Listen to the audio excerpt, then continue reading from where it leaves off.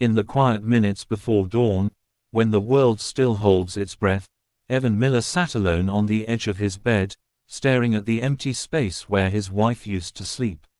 She'd been gone for 2 years, taken by an accident so sudden it had torn the ground from beneath his feet. And yet every morning, the room still felt hollow in the same aching way. But nothing compared to the look in his little girl's eyes whenever she whispered, "Daddy, are you okay?"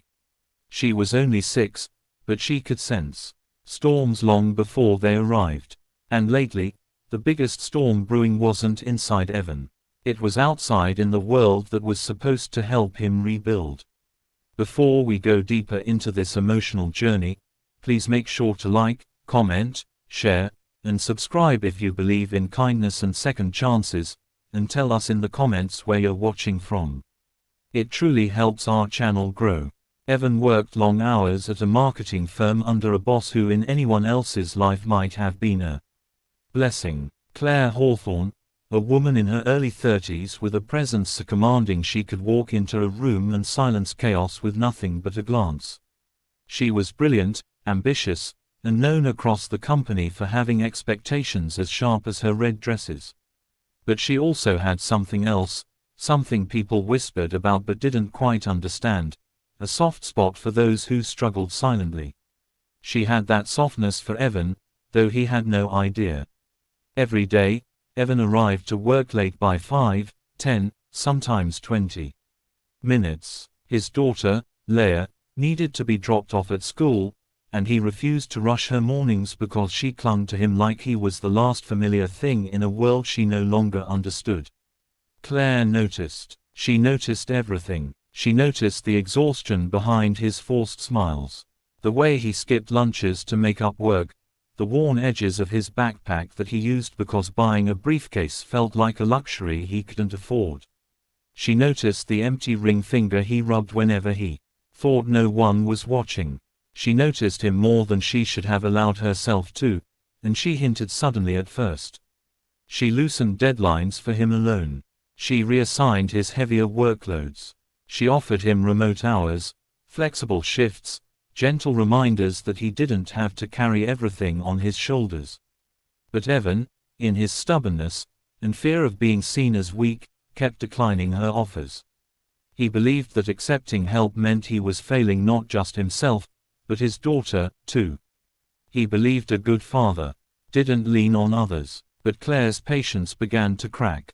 Not out of anger, out of concern. He was drowning and she was the only one throwing him ropes while he refused everyone that the day everything changed was painfully ordinary. Evan rushed into a meeting 20 minutes late, breathless, shirt half-tucked, apology trembling on his lips. But Claire didn't look at him with frustration.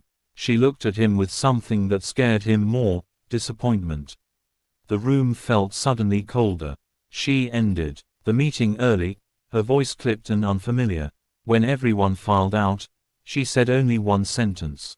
"Evan, stay back." He stood frozen. His hands trembled slightly, and he shoved them into his pockets to hide it. Claire closed her laptop, leaned back, and looked at him in a way that pierced through defenses he'd spent years building. She said he needed to start taking her words seriously. She said she couldn't keep covering for him, protecting him, bending rules for him if he refused to meet her halfway. But Evan, exhausted and overwhelmed, heard something entirely different.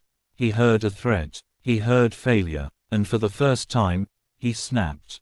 He told her she didn't understand. He told her he didn't need pity. He walked out before she could finish her sentence. That night, after putting Leia to bed, Evan sat alone again. Only now the weight was heavier, pressing into his chest like a boulder.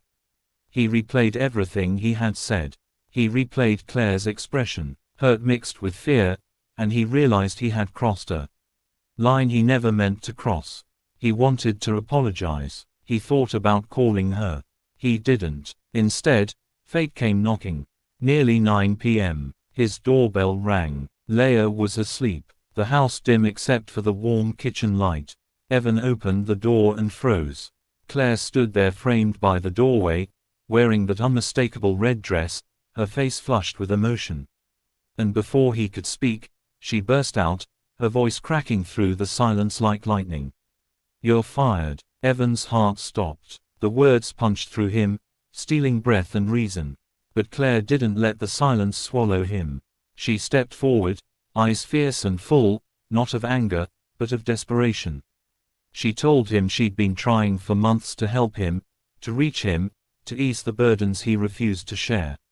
She told him she fired him not because she wanted him gone, but because he wasn't listening, because he needed a shock big enough to make him finally see the truth. He couldn't survive this alone. Then her voice broke, softening into something almost trembling. She told him she couldn't watch him burn himself out. Not after everything he'd already lost.